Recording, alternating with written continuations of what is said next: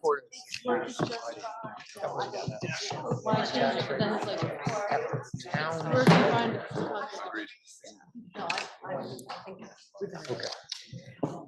Good morning, everyone. Today's devotional exercises will be conducted by Reverend Joan Javier Duval of the Unitarian Church of Montpelier. Welcome again. Good morning, Senators. Good morning. The world we live in is constantly in motion, and we are continuously inundated with the voices and opinions of others. To lead with integrity, we must also make space for stillness and for the quiet to hear our own voice and truth with clarity. And so I invite you into a moment of quiet now, and to join me in the spirit of prayer and reflection. As you gather in this hallowed space, this people's house, and this chamber of deliberation and public decision-making, may you feel connected to the inner voice of integrity, conscience, and morality. May that voice give rise to your courageous speech and action.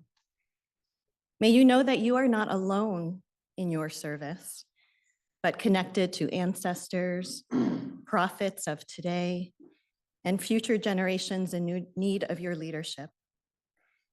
May these walls hold your thoughtful and impassioned deliberations, but may they not be a barrier to the world, communities, and people beyond them.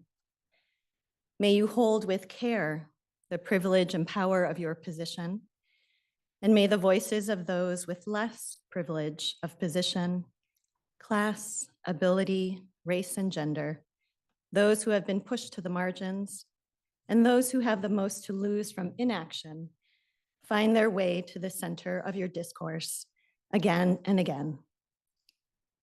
May you travel this road of service together as colleagues, with an eye to the future and consideration for the past, with mutual respect, with open minds and hearts, with listening ears, and with the humility that admits that we are wrong as much as we are right.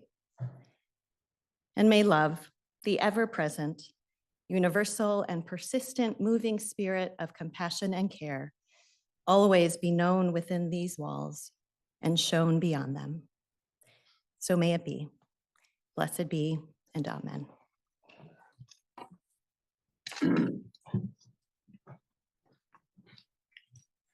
Please rise if you're able for our pledge of allegiance to the flag. I pledge allegiance to the flag of the United States of America and to the republic for which it stands, one nation, under God, indivisible, with liberty and justice for all. Are there any announcements? Seeing none, I have a joint Senate resolution for introduction. Please listen to the first reading of the resolution, or the right, yes. JRS 47, joint resolution providing for a joint assembly to vote on the retention of 2 superior judges and 1 magistrate. Now you've heard the reading of the resolution. We will place it on the action calendar for the next legislative day. We now have a House bill for reference, H543, which passed the House on February 21st. Please listen to the reading of the bill by title. H543, an act relating to Vermont's adoption of the Social Work Licensure Compact. Now you've heard the first reading of the bill is referred to the Committee on Health and Welfare. That brings us to the orders of the day. We have up for consideration S199. S199 was read for the first time and referred to the Committee on Finance, which consider the same and recommend that when amended, the bill ought to pass. Please listen to the second reading of the bill. S199, an act relating to mergers and governance of communications union districts. Now you've heard the second reading of the bill for the report of the Committee on Finance, Senator from Franklin, Senator Brock. Thank you, Mr. President. We all remember a couple of years ago, we passed legislation to create communication union districts, or CUDs. The purpose of that creation was to provide a mechanism to expand broadband throughout Vermont, something that was desperately needed. We now have the maturation of CUDs, and it's causing us to go back and make a few minor changes. This particular bill is relatively simple and straightforward. It does, among other things, provide for the ability of CUDs to merge and combine. It's not that there is anything that is particularly imminent right now, although there have been talk that maybe some of our CUDs might want to merge to create entities that better were able to conduct the business that they have to do. The CUD is a municipality, but it is a municipality that is different than other municipalities because it, and in itself, is composed of municipalities. So if we take a look at the bill itself, you can see that section 1 includes the findings and purpose subsection, describes the growth of CUDs and their purpose, and supports the efforts of CUDs mentioned to provide high quality, reliable broadband service in unserved and underserved communities by enabling them to become more responsive to economies of scale as these communities arise and take advantage of emerging organizational structures. And the purpose of this bill is to simplify the process under which 2 or more CUDs can merge and provide additional flexibility to themselves. Section 2 concerns the merger of 2 or more CUDs and allows CUDs to follow specified procedures in this section rather than the merger procedure that otherwise applies to merging municipalities under Title 24. Specifically, the section allows the governing board of each merging CUD to approve the merger rather than requiring a majority of the voters of each municipality within the merging district to approve the merger. As an example, the Northeast Kingdom CUD is made up of 27 towns in multiple counties, and you can see how cumbersome it would be to have individual voters have to vote on each one. Section 3 provides the district with greater flexibility with regard to when it must hold the annual organizational meeting.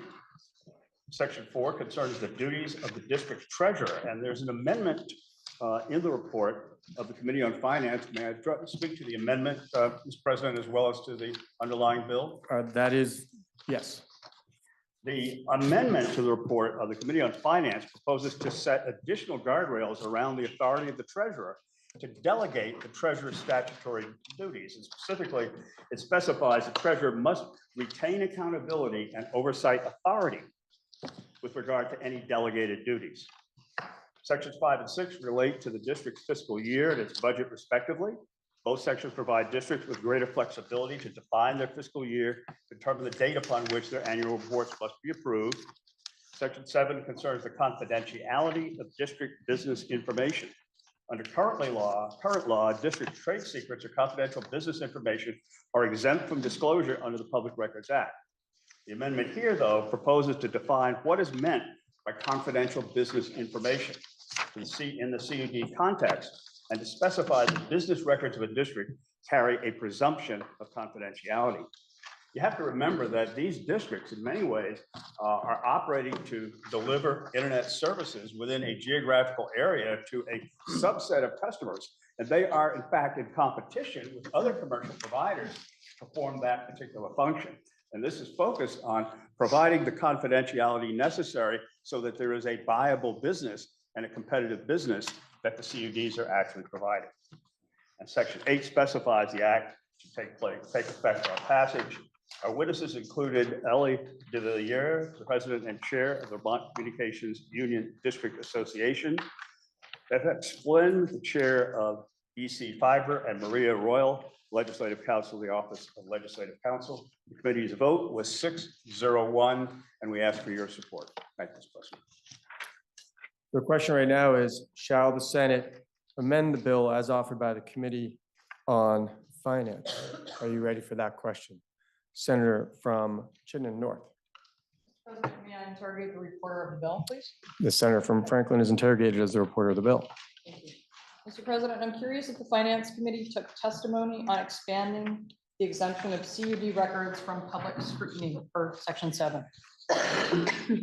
Yes, May I ask who you heard from? We heard from Ellie DeVier, the chair of the CUD Association. We also heard from FX Flynn, who was the president and CEO of one of the CUDs. In addition, of course, to legislative council and committee discussion at length. Thank you, Mr. President. My concerns with this bill have to do with the fact that public money is being used to set up CUDs, yet these municipal entities are encouraged to operate under a veil of corporate proprietary interests. When transparency goes out the window, accountability isn't far behind. The public deserves to know how their money is being spent. The public expects their CUD to be affordable and sustainable into the future. But the way this bill is drafted, I wonder who could possibly act as a check and balance. In section 7, part A, it says confidential business information shall be exempt from public inspection and copying. In part B, it says business records of a district carry a presumption of confidentiality. If business data is kept under wraps as provided in these two parts of section 7, how could the public possibly determine whether revenues are being shared and in what amounts, or how much operators such as Consolidated Communications are being paid, or how much room there is to lower fees for customers? Section 2 talks about potential mergers. If business data is kept under wraps, how would one CUD determine if merger with another CUD is a sound investment? Section 2B lists data that is supposed to be shared, but anyone who's lived in a town that fought with itself for merger for 64 years would understand that those promoting a CUD merger can make unsavory data disappear in order to make the merger seem palatable to both parties. Only public records requests and those who know how to use them could possibly connect the dots toward greater truths and a fair outcome. Further, this bill appears to remove the ability of the public to see the data needed to determine if their CUD or a neighboring one is a lemon. This bill appears to take away the ability of the public to access the data it would need to make a well-informed decision. The public deserves better in exchange for the public money being spent on CUDs. Thank you, Mr. President. President, may I respond? Senator from Franklin, you recognize. Thank you, Mr. President. This restriction on confidentiality is limited in nature. It is not all inclusive. In particular, the amendment here proposes to define what is meant by confidential business information in the CUD context, and to specify that business records of a district carry a presumption of confidentiality, but it goes on to say that confidential information, and this is in section 7, includes the operational records of any internet service provider under contract with the district for the construction of broadband network and provide broadband service or both, as well as detailed information about the district's deployment plans if public disclosure could put the district at a competitive disadvantage. The amendment explicitly states that the exemption and presumption specified in this section shall not, however, apply to district governance records and information. This particular section is designed to achieve a balance. And part of that balance is the fact that these communications union districts are in competition in some areas, particularly where there is overlapping deployment of systems and cables and the like with commercial providers. And to put the CUD at a competitive disadvantage relative to commercial providers actually does not operate in the public interest. Thank you, Mr. President.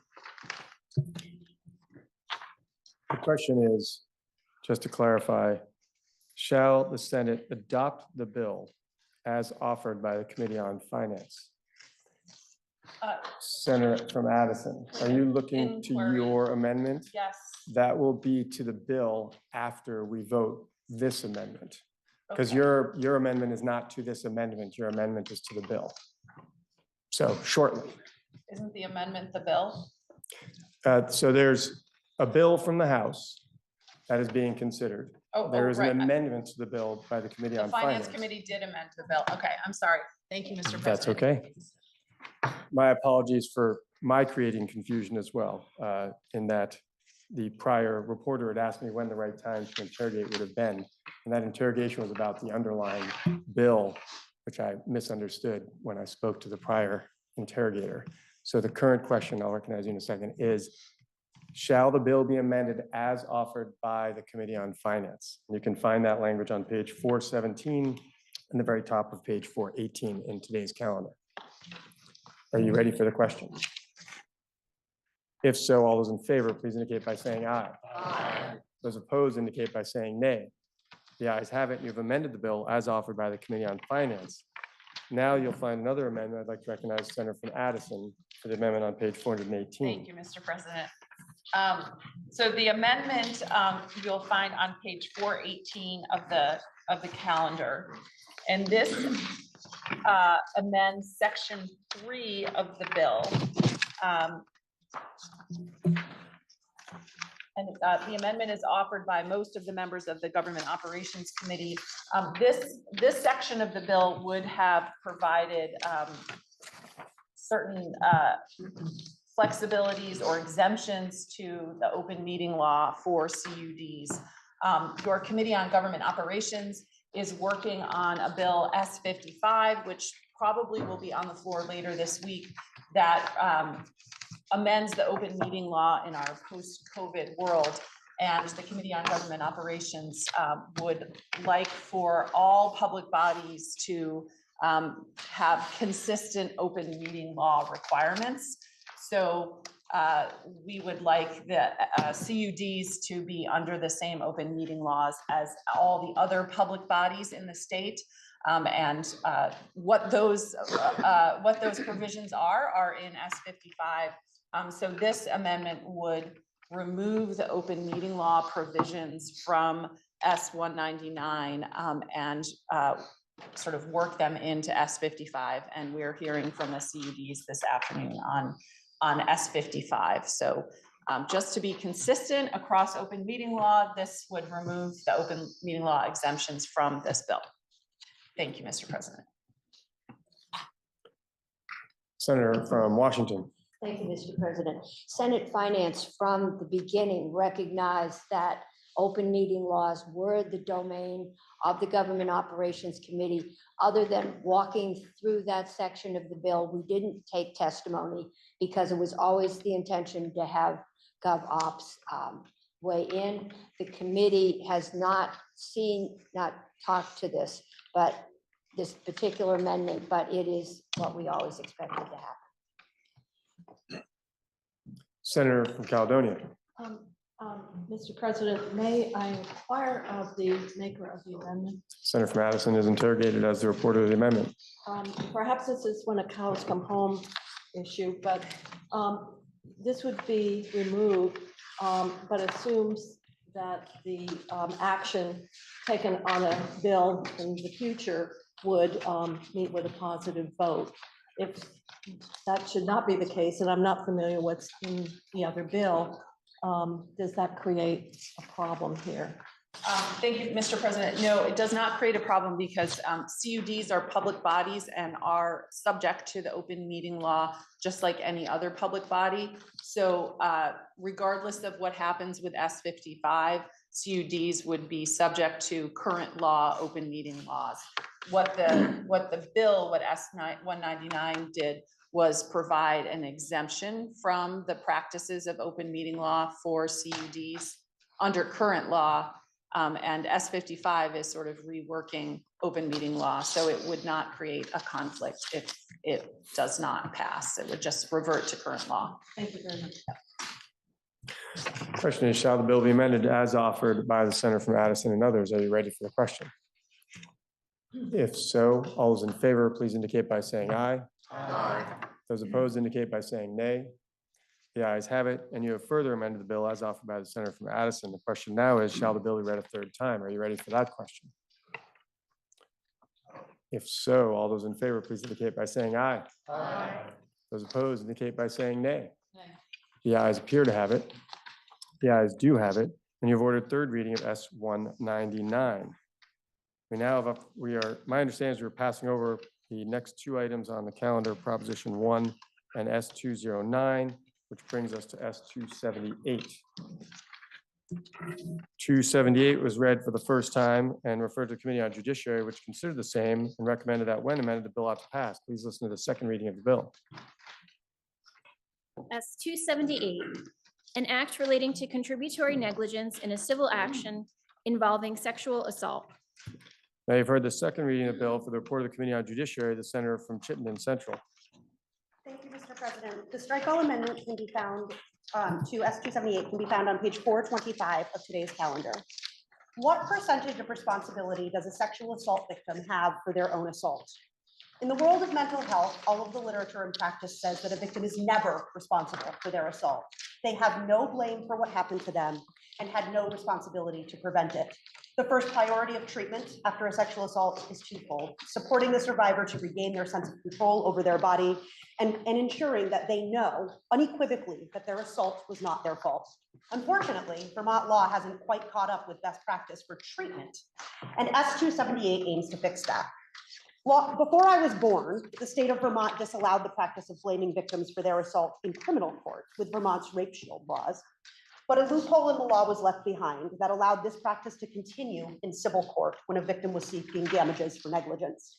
Under 12 VSA Chapter 1036, Vermont's comparative negligence statute, the state establishes the concept of modified comparative negligence. This statute allows the plaintiff in a civil suit to receive damages so long as they are found less than 50% responsible for their injuries. But it also allows a jury to reduce any damages awarded by whatever percentage they are found responsible.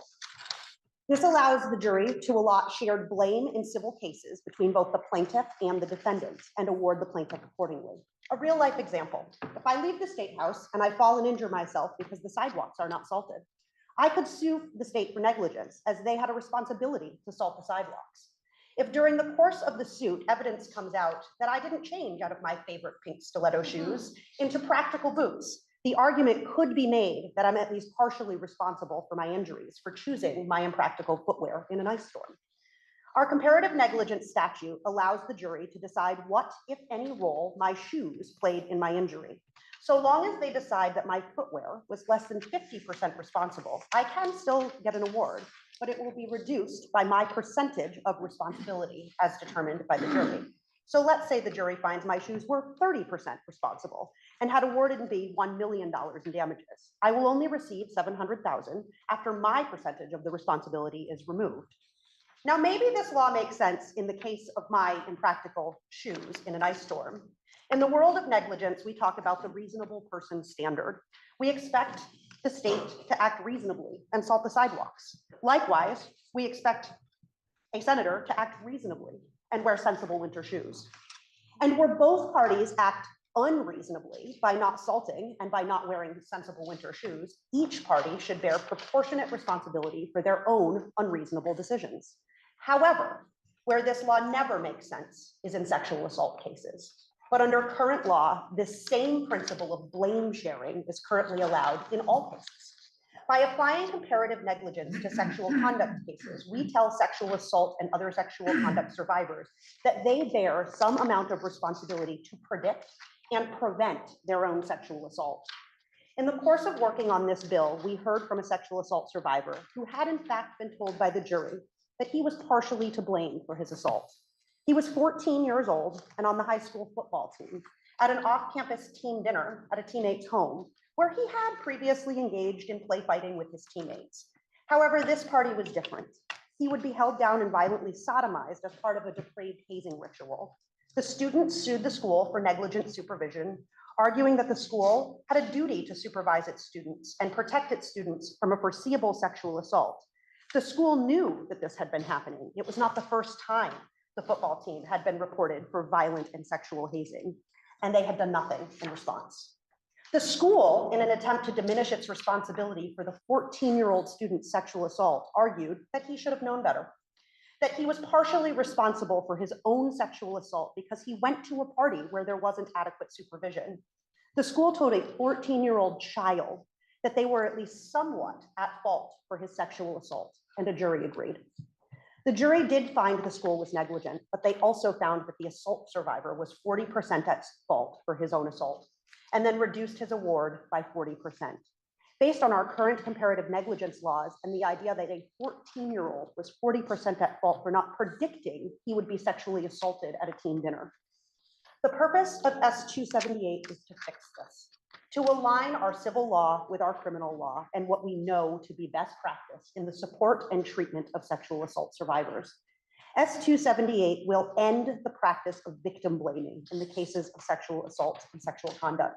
It does not change what happens in the instances of my impractical shoes, but it carves out cases of sexual violence as defined in 13 VSA 3258 under sexual act, or 13 VSA 2821 under sexual conduct, and it prohibits the use of comparative negligence in these cases. It disallows victim blaming in these cases or reducing awards for a percentage of the blame. We know that it's never a sexual assault victim's fault that they were assaulted, and we should not allow for any of our laws to tell them that it is. As a society, we should not tell anyone, certainly not a 14-year-old child, if they are raped, that they bear responsibility for it. The blame for sexual assault lies solely with the perpetrator and any institution whose job it was to supervise that perpetrator.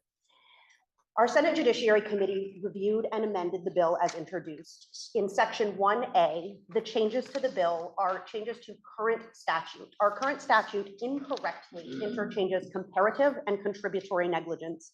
And in section 1, we simply align the language to uniformly use comparative negligence for clarity. In section 2B, you'll find the substantive change. We define sexual conduct under 13 VSA 3251 and 13 VSA 2821. We use these two statutes in order to capture everything that a layperson would consider sexual assault. We also prohibit the use of comparative negligence in these cases. And we have changed the effective date as it was introduced. Due to the incredible damage that can be done when a victim is told that they are at fault for their sexual assault, this bill will take effect on passage. However, under existing law, it will only apply to cases filed after it takes effect and not in cases that are currently in process. The vote in the Judiciary Committee was 5-0-0, and we asked for the Senate's support. Our witness list was Zach Blondin, an impacted citizen, Kara Casey, the Director of Economic Empowerment with the Vermont Network Against Domestic and Sexual Violence, Michelle Childs, Legislative Counsel, and Celeste Laramie, a board member with the Vermont Association for Justice. Thank you. Question is, shall the bill be amended as offered by the Committee on Judiciary? Are you ready for the question? If so, all those in favor, please indicate by saying aye. Aye. Those opposed indicate by saying nay. The ayes have it. You have amended the bill as offered by the Committee on Judiciary. The question now is, shall the bill be read a third time? Are you ready for that question? If so, all those in favor, please indicate by saying aye. Aye. Those opposed indicate by saying nay. The ayes have it, and you've ordered third reading of S-278. That completes the orders of the day. Senator from Chittenden Central. Thank you, Mr. President. Pending announcements, I would move that the Senate stand in adjournment until 1 p.m. Wednesday, February 28th. Are there any announcements? Senator from Madison. Mr. President, Senate Natural Resources and Energy will meet at the fall gathering. Senator from Washington. Thank you, Mr. President. Senate Finance will meet at 1:30.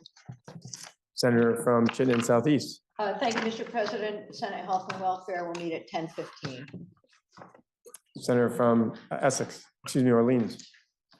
Thank you, Mr. President. It's Orleans. It is Orleans. Ag will meet at 10:15. It used to be combined. I don't know if you knew that. Senator from Madison. Thank you, Mr. President. Senate Government Operations will meet at 1:15. Senator from Bennington. Mr. President, the Senate Judiciary Committee will meet at 10:15, I'm sorry.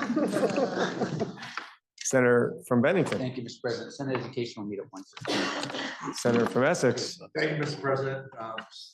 Senate Institutions will meet at 1:15 today. So, Senator from Chittenden Southeast. Thank you, Mr. President. Correction, please. Senate Health and Welfare will meet at 10:30. Thank you. Are there any further? Senator from Caledonia. Thank you. This is a little bit of a change.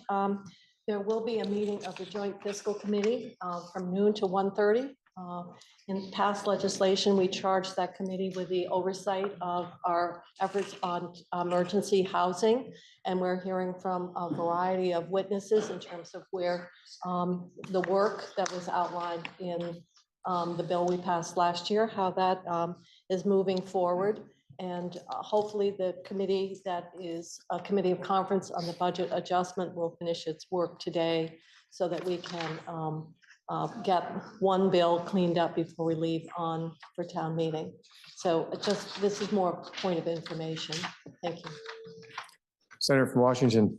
Thank you, Mr. President. Senate Transportation was going to meet later, but since we did not do two of the bills, I thought it was going to take more time. Members of the Transportation Committee come down and we'll see when we can get our witness. Senator from Windsor. Good morning, Mr. President. I have two announcements. Senate Economic Development, Housing and General Affairs will meet at 10:15. And the second announcement is that the Senate Democratic Caucus will meet at 12:15. The link for the public is on the legislative website. We'll be addressing the most important bills that will be being passed out of all of our committees in time for crossover. And we recognize JFC is meeting, and this is why we have vice chairs, and we're so grateful for them. Are there any further announcements? Are you sure? Seeing none. The Senate now stands adjourned. The senator from Chittenden Central has moved that the Senate now stand adjourned until Wednesday, February 28th at 1 p.m. Are you ready for the question? If so, all those in favor, please indicate by saying aye. Aye. Those opposed indicate by saying nay. The ayes have it, and the Senate will stand adjourned until Wednesday, February 28th at 1 p.m.